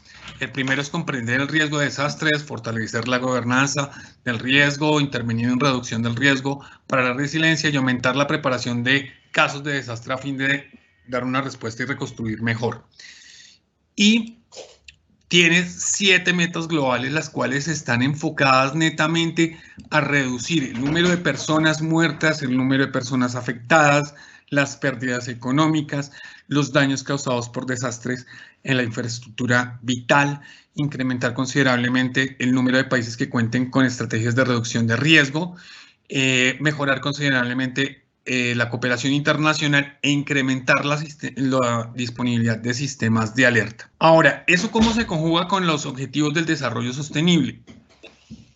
Está enfocado que cada uno de los indicadores, aquí hay 2 indicadores que no están directamente relacionados con los objetivos del desarrollo sostenible, que es la participación o la cooperación internacional y los sistemas de alerta temprana. Aunque uno, si quisiera hilar más detallado, pues obviamente podría decir que los sistemas de alerta temprana, por ejemplo, me reducen la probabilidad de que la gente se vea afectada, entonces puede llegar a reducir la pobreza o salvar vidas, bueno, en fin. Y aquí ustedes ven la interconexión entre cada uno de los objetivos del desarrollo sostenible localizados a su mano derecha con respecto a los indicadores. Ahora, si vamos a empezar a pensar en Colombia de cómo hacer o cómo poder integrar todo esto, entonces primero, en orden supranacional, Colombia firmó estos acuerdos, lo que quiere decir que en cualquier ley o cualquier documento o cualquier cosa que le implementemos, deberíamos estar pensando también dentro de estos marcos, el de Sendai y los objetivos del desarrollo sostenible, vistos dentro de la Constitución colombiana, dentro del ordenamiento territorial y la gestión del riesgo. No voy a entrar en los detalles de la Ley 9 de 1989, ni tampoco en los detalles del decreto y de su contenido. Sin embargo, esas son las 2 grandes líneas de normativa que tenemos en el ordenamiento territorial en Colombia. Y de la gestión del riesgo de desastres, la Ley 1523 del 2012. Entonces, todo este marco que está arriba junto con todas estas leyes que nos va a permitir generar instrumentos de planificación, de gestión ambiental y económicos. Aquí estamos hablando de todos los planes que generamos a nivel municipal o departamental. Estamos hablando de los planes municipales de gestión de riesgo, estamos hablando de los PONCAS, estamos hablando de los planes económicos, bueno, en fin, todos los que quieren. Y de allí, esos mismos instrumentos me dan 3 elementos a generar: decisiones sobre el territorio, decisiones en la construcción de documentos como el POT, el PBOT o el EOT. Aquí vas a estas. Recuerdo que los POT, los POT y los PBOT y EOT se diferencian solamente en una condición clave, y es POT para más de 100.000 personas, PBOT menos de entre 100.000 y 30.000 personas y EOT menos de 100.000 personas o habitantes. Y finalmente eso nos va a dar el plan nos va a alimentar los planes de desarrollo. Aquí tenemos un gráfico que ustedes van a poder encontrar en una guía que tiene la Unidad Nacional de Gestión del Riesgo acerca de cuáles son los instrumentos de planificación de gestión ambiental y económicos, tanto a nivel de región como de departamento y de municipio. Aquí los pueden encontrar detalladitos, igual ustedes en cada entidad pueden ver los contenidos de cada uno de ellos. Igual aquí pueden estar algunos, pero pueden no estar todos, pero la idea es que cada uno, tanto a nivel municipal como departamental, identifique cuáles de todos estos instrumentos le puede alimentar. Ojo, en los departamentos, señores que tengan que ver con departamentos, aliméntense también de los instrumentos de sus municipios, revisen, verifiquen que hay como problemáticas generales, verifiquen, porque el departamento no es una cosa ahí construida a partir de retazos. El departamento debería ser concebido, debe ser concebido como visiones generales que son aportadas a una visión más macro. Entonces, hago esa recomendación. Y para poder hacer esa integración de la gestión del riesgo en el ordenamiento territorial, hay una guía de la cual voy a dejar el link dentro de la bibliografía, que es la Guía de Integración de la Gestión del Riesgo de Desastres y Ordenamiento Territorial de la Unidad Nacional de Gestión del Riesgo del año 2015. La guía es un poco larga, pero aquí la vamos a tratar de resumir, entonces les pido que por favor tengamos la mayor cantidad de paciencia y voy a tratar de dar alcance a todo. Entonces ya hablábamos de que la ley 1523 tenía unos componentes, que esos componentes estaban enfocados a dar lineamientos o ser retroalimentados por el plan de ordenamiento territorial y por el plan de desarrollo territorial. Entonces, lo primero que tenemos que tener en cuenta es, y ojo con esto, la ley es ley y debe cumplirse. El artículo 39 dice que hay que hacer la integración de la gestión del riesgo de desastres en la planificación territorial y el desarrollo. O sea, esto es cumplirlo. Esto no puede ser, como un abogado mío diría, falla por omisión. Lo otro es la incorporación de la gestión del riesgo en la planificación. Entonces, se debe incorporar en los planes de ordenamiento territorial, en los planes de desarrollo municipales. Se debe incorporar programas y proyectos de gestión de riesgo según lo señalado en la Ley 9 de 1989 y la Ley de 387. Volvemos otra vez a hablar de leyes. Esto no puede ser omitido. Se deben delimitar y definir tratamientos de áreas de amenaza, definir mecanismos para establecer reservas de tierra y para ejecutar proyectos de reasentamiento. Y el ordenamiento y la territorial y la planificación se deben seguir las orientaciones y directrices que señala el Plan de Gestión de Riesgos y el Plan Nacional de Desarrollo y los planes de ordenamiento territorial previstos, ya sea en mediano, corto o largo plazo que tengan las ciudades. Esto es un loop de alimentación, retroalimentación, alimentación, retroalimentación. Entonces, si ustedes ya conocen la ley 9 de 1989 y el decreto 1075 de 2015, el ordenamiento territorial tiene 5 etapas, de las cuales nos vamos a enfocar en 3. Es el diagnóstico, la formulación y la implementación del POT. ¿Y cómo los vamos a cruzar con la gestión de riesgo de desastres? De la siguiente manera. En la parte del diagnóstico vamos a ir al conocimiento del riesgo. En la formulación, a la reducción del riesgo. En la implementación, al conocimiento del riesgo y a la reducción del riesgo. Y mientras tanto todo esto pasa y estamos haciendo nuestros planes o estamos haciendo las revisiones, vamos a hacer un manejo de desastres que está entre la formulación y la implementación. Y alguno me dirá, bueno, y Freddy, ¿cómo lo hacemos? Con algo que llaman acciones de integración que están dentro de la guía que ustedes podrán revisar. Dentro del conocimiento del riesgo, entonces, hay 4 actividades generales. Voy a enunciarlas, me quedan 20 minutos desafortunadamente, pero vamos ahí poco a poco. Y esas acciones están enfocadas, obviamente, a hacer aportes al diagnóstico del POT. Entonces, están en reconocer y priorizar en escenarios de riesgo municipal, adelantar estudios de delimitación, zonificación y caracterización de amenaza, identificar elementos expuestos de amenaza y delimitar áreas de condición de riesgo. Todo eso, ¿con qué lo hacemos? Con la identificación y el análisis de la evaluación de riesgo que encontramos en el conocimiento del riesgo. Esto es que todos los días tenemos que estar revisando qué podemos encontrar. Entonces, en respecto a reconocer y priorizar el áreas de riesgo, es determinante incluir la caracterización de los escenarios de riesgo del Plan Municipal de Gestión de Riesgo de Desastres. Cuando yo construya mi Plan Municipal de Gestión de Riesgo a partir de las directrices, ojo, eso lo tengo que llevar allá al documento base del POT, impajaritablemente. Segundo, no todos los escenarios de riesgo van a incluirse en el POT. Si, digamos, por ejemplo, yo tengo una condición de plagas por langostas o por, no sé, algún insecto que no me afecte cultivos, pues no lo meto. Pero si yo me doy cuenta de que en la zona, digamos, por ejemplo, arrocera, pues yo tengo que pensar que el plan de ordenamiento territorial también puede verse afectado en las zonas, o sea, puede ver afectados los terrenos en las zonas donde cultiven porque se genera una plaga. Entonces, cada uno de nosotros tendrá que entrar a revisar cuál de todos estos riesgos voy a incluir allá dentro del POD. Adelantar estudios de delimitación y zonificación y caracterización y análisis de amenaza. No me digan que no tienen la cartografía, que no existe y todo el cuento. Juliana me decía, Freddy, háblale de Mocoa. Mocoa ya tenía estudios desde la Universidad Nacional desde el año 2000, por decirlo así, donde ya identificaban que habían problemáticas de avenidas torrenciales. No se queden solamente de que, no, es que no tengo el estudio, es que no han hecho el estudio.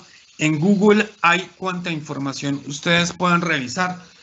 Las instituciones académicas generan convenios con las entidades para poder hacer los estudios que sean necesarios para adelantar la delimitación y la zonificación. Entonces, no se queden así. Ya lo vieron en Manizales, hay algunos municipios en Colombia que ya lo han hecho con universidades.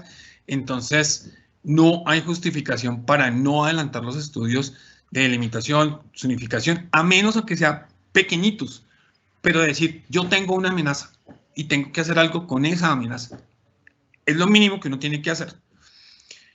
Y identificar si la amenaza supera el ámbito municipal. Si yo no tengo los recursos, pues tengo que mirar a ver si de pronto con la CAR o con otra entidad o con el Fondo de Adaptación o con la Unidad Nacional de Gestión del Riesgo puedo gestionar esos recursos para empezar a hacer los estudios, ya sean básicos o los estudios de detalle.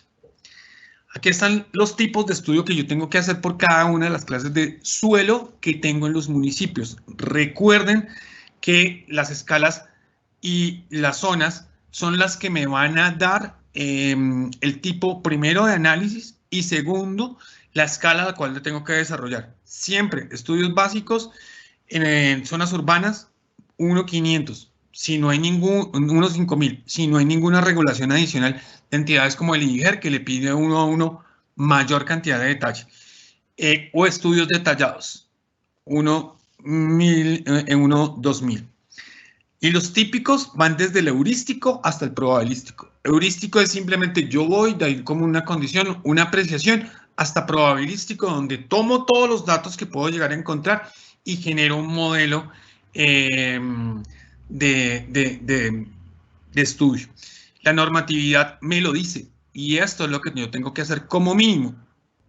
Tengo que identificar elementos expuestos en áreas de amenaza. ¿Dónde está la planta eléctrica la planta eléctrica que colapsó en Mocoa? En la mitad del cañón del río que venía encima. Si no es porque el deslizamiento corre por otro lado, toda la planta eléctrica y toda la zona eléctrica de transformación eléctrica que alimentaba al departamento de Putumayo se hubiera colapsado y el departamento no hubiera tenido energía para poder solventarla. Entonces, identifiquemos esas estructuras esenciales que son primordiales para que pueden verse afectadas por amenaza. Lo mismo todos los elementos privados o los elementos que puedan llegar a ser públicos. Y delimitar áreas con condición de riesgo. A veces es muy sencillo ver que hay una piedra o que hay una roca que me puede caer encima de algo, entonces identifiquemos, oiga, mire, en este pedacito podría presentarse algún tipo de emergencia, entonces vayamos delimitando esta zona. Es un ejercicio que puede llegar a ser práctico, pero que después tenemos que sentar en documentos que sean de soporte.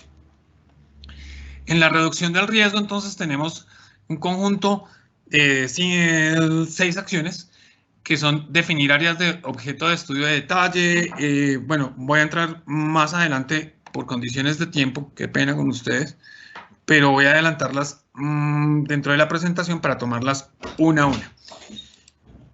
Y aquí está, entonces, definir áreas de objetos de estudio de detalle, delimitar las áreas que requieren estudios detallados. Después de que yo haga mis primeros estudios, tengo que dar cuenta de que si me salieron los estudios en amenaza alta, venga, revisemos a detalle qué tipo de amenaza se me puede presentar adicional en una escala más bajita, porque tengo que identificar qué es lo que está pasando dentro de mi territorio. Incorporar el concepto de desarrollo seguro en el territorio. Y esto va enfocado a los objetivos del desarrollo sostenible y de igual manera a la seguridad territorial del municipio como tal, en las condiciones de función ecológica y social de la ecológica de la propiedad.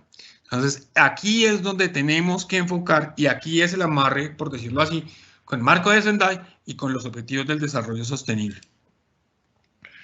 Ahora, ajustar el modelo de ordenamiento territorial del POT. Entonces, en cada una de las situaciones que se nos presenten, siempre vamos a tener que adelantar estudios que ya no sean básicos, sino de origen ya a mayor escala y detallados. Entonces, cada vez que tengamos que identificar con precaución y decir, mire, el estudio básico me dijo que aquí yo tengo una amenaza alta, entonces yo no le puedo dar licencia de construcción a ese señor.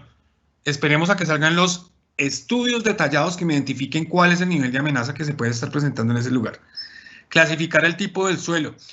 Nuevamente, a partir ya de los estudios detallados o de los estudios básicos, uno puede ya empezar como municipio dentro de la gestión territorial, decir, mire, aquí no me vaya a construir. Y cuando yo saque mis estudios detallados, reclasificar el suelo y decir, mire, eso me dio amenaza alta, allá no entramos. Y obviamente, de todo ese producto, tengo que estar elaborando la cartografía, que no se quede el estudio allá en la estantería y que me digan después, ¿y por qué pasó eso? No, es que no sacamos el plano. No, no hay justificación para que se haga un tipo de situación de esas. Y adicionalmente a eso, tenemos que hacer la reglamentación de los usos permitidos o compatibles. Aquí en Bogotá tenemos las UPZ y que nos dicen cómo debemos construir, cuánto debemos construir, en dónde debemos construir, qué forma debemos construir. Entonces, a partir de igual manera, cuando tengamos los estudios de remoción en masa o de las amenazas que tengamos, tenemos que decirle a la gente, usted tiene que construir bajo ciertas características. Hay una norma que es la norma NCR 10, que es la que me dice cómo tengo que diseñar yo un edificio en una zona de amenaza alta por sismicidad, media por sismicidad o baja por sismicidad. Lo mismo los estudios de suelos me dicen, usted tiene que hacer profundidad de zapatas o tiene que hacer hincado de pilotes. Eso es lo que simplemente tiene que condicionarse dentro de lo reglamentar los usos permitidos o compatibles y cómo generar ese tipo de construcciones. Las medidas de regulación urbanística, cuántos edificios, y es referido a densidad, edificabilidad, ocupación, instrumentos de planeación. Entonces, no es que yo vaya a tener una zona residencial, obviamente, edificios demasiado altos que después me empiecen a implicar afectaciones a otras edificaciones. Pasa normalmente y en todas las alcaldías es la mayor problemática que hay. Tengo la casita de la señora Doña Rosa que le construyeron un edificio de 20 pisos y la casa se le fracturó. No, ese tipo de situaciones tienen que estar definidas por medidas de regulación urbanística. Y hay otro conjunto de actividades que son las ya finales, que están referidas a la integración de la reducción del riesgo de desastres y el conocimiento del riesgo. Entonces, nuevamente, yendo como un poco más rápido, pues ustedes verán la presentación, están desarrollar estudios de detalle. Los estudios de detalle ya son las herramientas que después me van a decir al municipio, usted ya tiene que declarar esta zona en mitigabilidad o no en mitigabilidad, perdón. Definir esto ya es amenaza alta y esto se va por decreto. Entonces, aquí este es la finalidad de esos estudios de detalle dentro de la gestión del riesgo de desastres. No puede ser que yo tenga unos estudios de detalle de inundación o alguien me estaba preguntando de erosión costera o de condiciones en costa, donde yo sepa que eso es amenaza alta y el municipio sepa que eso es amenaza alta y siga construyendo. No puede ser posible, o sea, este tipo de situaciones no pueden presentarse. Reclasificar el tipo de suelo y ajustar perímetros. Cuando yo defina eso, son áreas de riesgo no mitigable, es que bajo ninguna circunstancia se puede construir y van a pasar a ser suelo de protección por riesgo, como lo define la norma. Y cada vez que yo tenga definiciones de áreas de riesgo no mitigable, y ojo con esto, tengo que hacer una nueva revisión del POT. Es casi que nuevamente vuelva a construir el POT, porque ya tengo una nueva condición de cómo está mi territorio. Tengo que identificar las medidas de regulación urbanística, entonces ya esos estudios de detalle me dicen cuánto es lo máximo que yo puedo construir, todo el cuento ya en el detalle. Adaptar como suelo de protección con riesgo, y esto ya es decreto. Entonces, ejemplo, la zona que salió en remoción en masa alta o de inundación, un pantano, una ciénaga, eso queda como suelo de protección por riesgo, entonces dispóngase como parque, dispóngase como zona que no puede ser urbanizable o que va a ser de manejo integral a partir de lo que me permita la normatividad. La puedo destinar como parque, la puedo destinar como zona pasiva, de expansión. Bueno, eso ya depende de cada una de las condiciones que se presenten. Prohibir la ocupación de zonas no mitigables, obviamente. Yo no voy a permitir eso, y alguien estaba preguntándolo ahí. Yo tengo que ir con documento en mano donde me dicen, mire, esta zona está en alto riesgo, y eso se saca a partir de decreto. En Bogotá se hace por decreto o por ya la legalización de un barrio, y la normatividad es igual para todos los municipios. Si está declarado alto riesgo no mitigable, usted no puede haber construido aquí, entonces yo tengo que hacer una orden de demolición. O simplemente, señor, si usted se va a quedar acá, me da muchísima pena, yo le tengo que intervenir el predio, yo lo notifico y tendrá que hacer la demolición de ese bien y hacer control urbanístico respecto a ese bien. Proyectar medidas de mitigación y obras de intervención correctiva a partir de todos los estudios. Entonces tengo que identificar si hago obras de intervención o si hago algún tipo de infraestructura que me permita regular un poco más el territorio, dependiendo del nivel de mitigabilidad que me saquen los estudios. Y esos estudios son los estudios detallados. No identifiquen mitigabilidad con estudios básicos, no. Vayan a los estudios detallados. Cuando tengan los estudios detallados y hayan sido verificados, definan cuál es el nivel de mitigabilidad que tienen que hacer. Muros en concreto reforzado, vallados, contenciones en muros, en tierra armada, etc.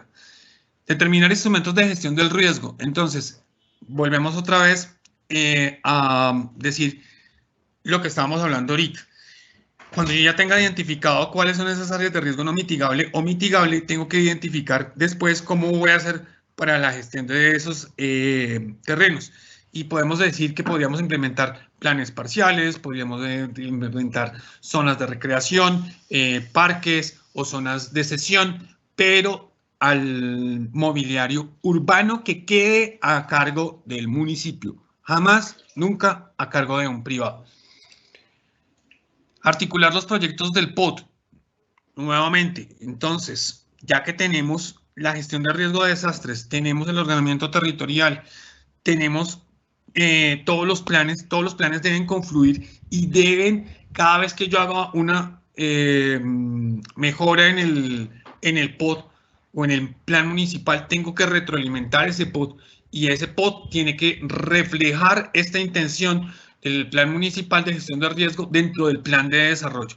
A eso se refiere este punto. Estructurar programas y proyectos de reasentamiento cuando sea necesario. Sé que hay algunos municipios que me van a decir, pero es que Freddy, ¿cómo hacemos un programa de reasentamiento desde la alcaldía municipal? Yo le voy a decir, obviamente usted tiene toda la razón, no lo podría hacer, pero consulte dentro de la gestión de riesgo departamental o la Unidad Nacional de Gestión del Riesgo. Cuando usted tenga 1 o 2 predios que son rurales, los cuales obviamente usted va a tener que no generar una organización como la Caja de Vivienda Popular aquí en Bogotá, sino pues que tiene que adelantar solamente la gestión de 1 o 2 predios, pero siempre previendo el reasentamiento. No se permita que, porque como no tengo el programa de reasentamiento y como no tengo la oficina, no lo voy a hacer. No, cuando esa persona muera le van a llegar a usted como funcionario del municipio y le van a decir, ¿qué pasó? ¿Y usted qué va a decir? ¿No tenía oficina? No, la ley le dice a usted que usted puede utilizar diferentes instrumentos para lograr el reasentamiento de la persona. Y si la persona no desaloja, pues qué pena con usted, yo le notifico con un acta de evacuación. Lo hice muchas veces dentro de aquí en Bogotá, en las tantas emergencias que atendí, y se le notifica para que después, en caso tal de que haya algún proceso jurídico, se diga que la alcaldía municipal alcanzó a llegar a notificar a varias personas. Tengo el caso y tengo la experiencia de que muchas veces en las emergencias que me tocó a mí, se entregaban las actas de evacuación, la gente no evacuaba y muchas de esas personas fallecieron posteriormente. Y finalmente, realizar el control urbano. Alguien estaba preguntando ahí a partir de cómo hacerlo. A partir de los estudios que yo genere, del plan municipal de gestión de riesgo que yo genere y del cómo lo incluya en el POT, tengo que hacer ese control urbanístico desde la oficina de planeación de la alcaldía municipal de mi municipio. Y por último, hay unos 3, ya estamos por terminar, hay 3 elementos, la parte final, que es las acciones de integración del manejo de desastres en la formulación e implementación del POT. Estas son acciones que están netamente encausadas casi que a la situación de emergencia, pero hay unas que son también de proceso, o sea, que me permiten apoyar los otros procesos de la formulación e implementación del POT y de la gestión del riesgo. Entonces, instrumentos de intervenciones administrativas, demoliciones, situaciones como la que pasó en el Space en Medellín. Tengo que demoler, lo siento, usted no tiene plata para demoler. Señor, qué pena, yo hago un acto administrativo donde determino que yo tengo que demoler ese edificio, porque es una condición de riesgo. Y me desocupan todo, chao, explota el edificio y los gastos corren por su cuenta. Instrumentos accesorios predios que no conllevan la adquisición de predios. Entonces, ocupación temporal de inmuebles. Si yo tengo un inmueble que es una nueva invasión, yo tengo que ir a desalojar ese municipio, ese municipio, Dios mío, ese inmueble. Entonces, esos son elementos transitorios donde yo hago un acto y digo, qué pena, pero en este momento yo le hago a usted una solicitud para que salga de este lugar porque esto está condicionado con como una situación de alto riesgo no mitigable o una situación que por condiciones de emergencia tengo que solicitarle a usted la evacuación. Acciones de intervención correctiva y de manejo de la emergencia. Puedo generar dentro de todo lo que sea calamidad pública y desastre varios instrumentos que me permiten, los municipios lo saben, generar la calamidad manifiesta, donde de ahí ya puedo empezar a hacer contrataciones de maquinaria o hacer correcciones que sean de intervención correctiva o de manejo de la emergencia, como puede ser entrega de mercados, por dar un ejemplo, o si digamos tenemos, por ejemplo, nuevamente relacionado con el POT, un inmueble, y es algo parecido a lo que se hizo en el Space, es yo tengo que hacer una demolición de ese edificio, listo, hago la demolición, pero también tengo que quitar los escombros. Vaya, contrate las retroexcavadoras y saque todo ese material. Y lo último es los instrumentos de adquisición de gestión o adquisición del suelo. Entonces está la adquisición de predios, la negociación directa o la expropiación por vía administrativa.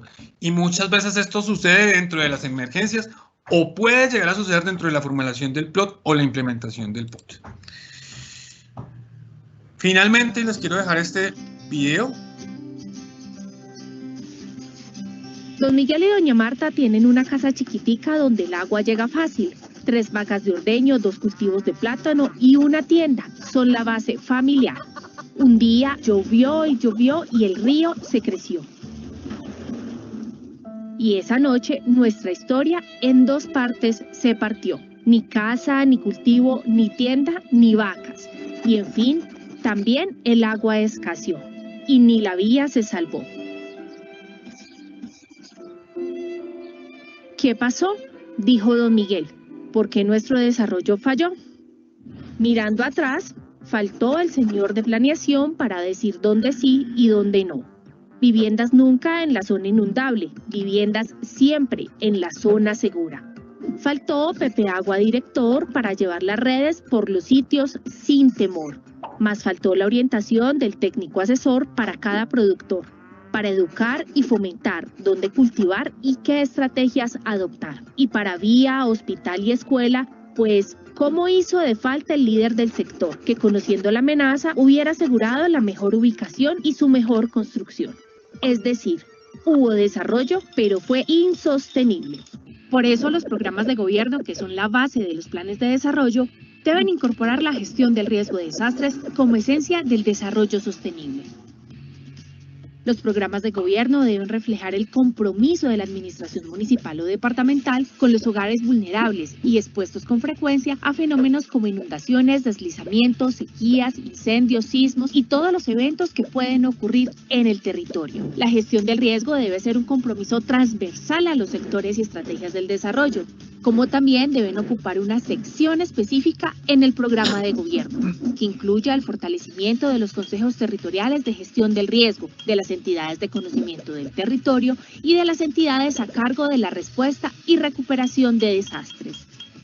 De esta forma, los programas de gobierno y los planes de desarrollo estarán en línea con el Plan Nacional de Desarrollo, Pacto por Colombia, Pacto por la Equidad, y serán la mejor carta de presentación para contar con el compromiso y corresponsabilidad de las autoridades nacionales, todos comprometidos en serio con la construcción del territorio soñado, haciéndolo posible y sostenible.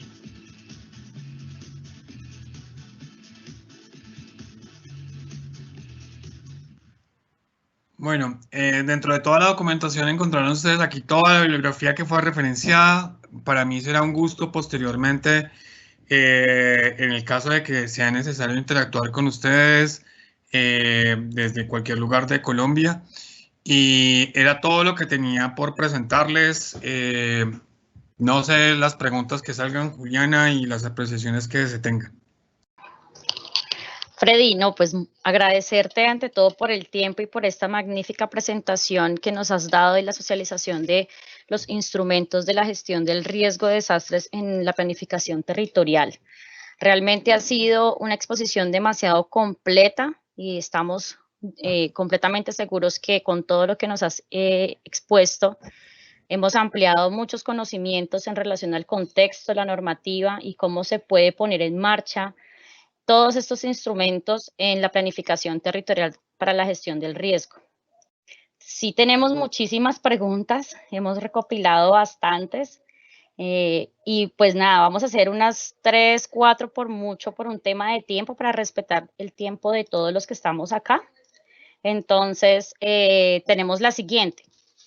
¿Qué tipo de riesgos tienen todas las construcciones que están en el litoral del Caribe por efecto del aumento de nivel del mar? Ok, si quieres, regálame las 3 preguntas y miramos a ver si de pronto hay alguna unión entre ellas y vamos dándole la respuesta. ¿Ina? Vale, la siguiente pregunta es, ¿qué tipo de estrategias o herramientas tendrían que acudir o aplicar los entes territoriales para evitar la expansión urbana sobre o cerca de sitios donde existe algún tipo de amenaza? ¿Dónde puede encontrar la proyección de cuántos fenómenos del niño y niña se pueden presentar en los próximos años? Ok. ¿Y la última? Y la última que tenemos, para la prevención de riesgo en infraestructuras, ¿qué requisitos se debe pedir a la entidad que está construyendo? Ok, entonces vamos con la primera. Respecto a cuáles son los riesgos que se pueden presentar en zonas de litoral del Caribe. Por efectos de cambio climático vamos a tener, no sabemos de pronto de los siguientes 20, 30 años, posibles subidas y pérdidas de la playa. Pero particularmente, y por experiencia yo tengo que decir que hay fenómenos que son particulares del territorio. Entonces, en una zona del litoral del Caribe podríamos, y dependiendo de las condiciones, ojo, esto siempre es lo que tenemos que tener en cuenta.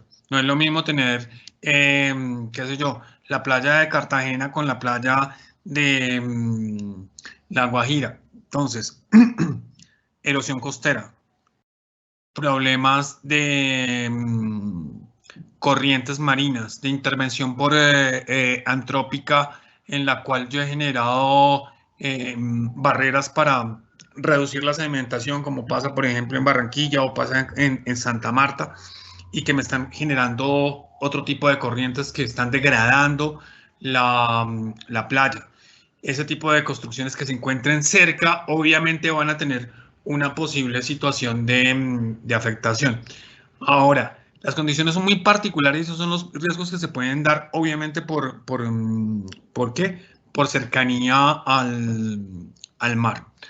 Respecto a la segunda pregunta, que si no estoy mal estaba referenciada a qué instrumentos utilizar. Bueno, respecto a los instrumentos a utilizar cuando yo tengo situaciones de predios en zonas de alto riesgo no mitigable, ya lo dijimos. Están todos los instrumentos administrativos. Muchas veces la gente va a ser reacia a salir porque dice, yo no le creo que esa zona tenga alto riesgo. Entonces, puede presentarse dos condiciones: o que usted confronte a la persona con la persona encargada de gestión del riesgo de desastres a nivel municipal o departamental de la situación de emergencia y le diga, por favor, evacúe, o que por acción administrativa o por elemento de la Secretaría de Planeación del municipio, usted notifique a la persona. Usted no puede obligar a una persona a salir. Hay una sola condición por la cual, y esto quiero que lo tengan muy claro, y esto hay que manejarlo con mucho cuidado, y es que cuando uno ocupa un predio que está en condición de riesgo y si en él yo tengo población, niños o adultos, y yo hago caso u omisión de la evacuación y sucede algo, el culpable y el que va a la cárcel soy yo. Toda persona que incurra en generar un aumento de la vulnerabilidad en personas vulnerables, adultos mayores o niños, puede incurrir en cárcel si le llega a pasar a esas personas alguna situación. Normalmente con niños, ¿quiénes hacen la gestión? El Instituto Colombiano de Bienestar Familiar. Entonces, hay que tener en cuenta esa claridad. Los instrumentos que, digamos, por ejemplo, ya tienen de recurso, ya son los emitidos por las secretarías de planeación. Y si me puedes recordar la última, por favor, discúlpame. ¿Dónde puedo encontrar la proyección de cuántos fenómenos del niño y niña se pueden presentar en los próximos años? Ok, fenómeno del niño y de la niña. Tenemos, por las condiciones obviamente de localización de Colombia, un fenómeno del niño y de la niña que está condicionado a ciertos periodos de retorno. Quiere decir que se produce cada cierta cantidad de tiempo. Sin embargo, y hay un caso muy particular, es que el fenómeno de la niña 2012 fue solamente predicho, por decirlo así, un mes antes de que ocurriera. Entonces, quien quiera estar atento al fenómeno de la niña, primero le recomiendo esté pendiente obviamente de todas las indicaciones del Gobierno Nacional, IDEAM, Unidad Nacional de Gestión del Riesgo de Desastres, Ministerio de Medio Ambiente, y adicionalmente esté pendiente de todas las publicaciones o de todas las entidades a nivel internacional, NOAA, FEMA, que hacen publicaciones acerca de los fenómenos meteorológicos que pueden llegar a presentarse. Quien quiere, con el mayor gusto, yo le puedo suministrar información, y es más, quien, digamos, por ejemplo, lo desee, ya después en un ánimo de hacer una consulta, les puedo mostrar, aunque ya pues obviamente el asunto es que lastimosamente ya estamos sobre la hora, una página donde si yo quiero saber cuántas emergencias ha habido en mi municipio desde el año 1910 hasta el 2020, yo lo puedo hacer en una página de internet donde tengo consulta libre y puedo identificar por el tipo de emergencia qué es lo que más me afecta, cuántas personas he perdido, cuántos eventos de emergencia he tenido, cuántas pérdidas, cuántas casas, cuándo pasó, dónde pasó, etcétera. Entonces, estoy abierto a eso y se pueden consultar. Hay montones de páginas. Uno busca control meteorológico, fenómeno de La Niña, páginas de seguimiento en tiempo real, salen un listado. NOAA es la primera. NOAA es la página oficial de los Estados Unidos, NOHA, y recomiendo a toda la parte Caribe que haga la consulta de eso por problemáticas de huracanes, obviamente. No sé si tengan otro más. Pues por cuestiones de tiempo nos vamos a permitir una última pregunta porque realmente ha estado muy atenta y es, ¿las alcaldías tienen la potestad de decidir que la autoridad ambiental no les revise los ajustes o concerten las modificaciones de los planes básicos de ordenamiento territorial, de los planes de ordenamiento territorial y de los esquemas de ordenamiento territorial? Eso ya es un asunto jurídico, pero podría decir, más allá de si están obligados o no están obligados, volvemos otra vez al punto. Y es la omisión o la no renovación. Yo tengo que hacer conciencia en la gestión de riesgo de desastres en cuanto a que si yo no ejecuto, si yo no actualizo, no solamente lo que voy a perder son vidas y personas. Voy a generar degradación, violencia, voy a generar pobreza en mi país. Entonces, si a mí me dicen, señor, usted que por favor permítame revisar, pues yo debería tener el documento para que la entidad pueda revisarlo y ajustarlo. Si yo digo, no, es que todavía no lo he actualizado, pues, no sé, déjeme decirle que tiene que primero ponerse a la tarea de actualizarlo y segundo que ser consciente que la gestión del riesgo de desastres no es, volvemos otra vez y lo reitero, la atención de la emergencia. Es mucho más allá y en mayor trasfondo. Muchas gracias, Freddy. No, pues te proponemos entonces que todos los links que nos has nombrado de la página donde todo lo puedan encontrar, lo vamos a subir a la plataforma Canvas para que podamos tener como acceso a toda esa información. Igualmente, la presentación y todo lo demás, las preguntas con sus debidas respuestas, también la vamos a tener en la plataforma Canvas para que todos lo sepan, lo recordemos. Todo nuestro material de todos los módulos de cada sesión, tanto las grabaciones como las presentaciones, todas van a estar como material de apoyo para que ustedes puedan tener acceso a él. Muchas gracias, Freddy, por esta exposición. A ustedes y a todos aquí en Colombia y por favor cuídense mucho, es lo único que les pido. Muchas gracias y muchas gracias a todos los asistentes. Los esperamos el día de mañana nuevamente. Disculpen, los esperamos el día lunes. Ya estaba con ganas de seguir. Me ha parecido tan espectacular que estoy con ganas de seguir. Y pues nada, es pedirles por favor que estén muy atentos a la plataforma, que tengan el fin de semana para ingresar, para estar muy atentos de todo el material. Agradecerles por su participación y desearles que tengan un feliz resto de día.